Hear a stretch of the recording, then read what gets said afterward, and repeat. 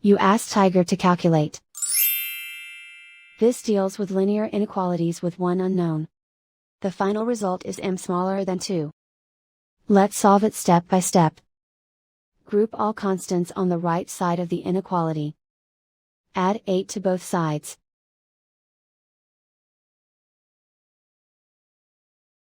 Simplify the arithmetic.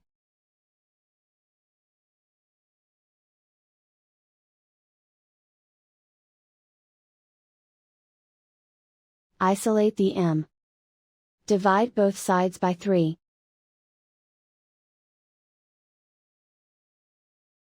Simplify the fraction.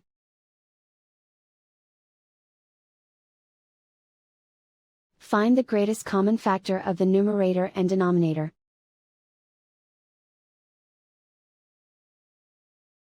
Factor out and cancel the greatest common factor.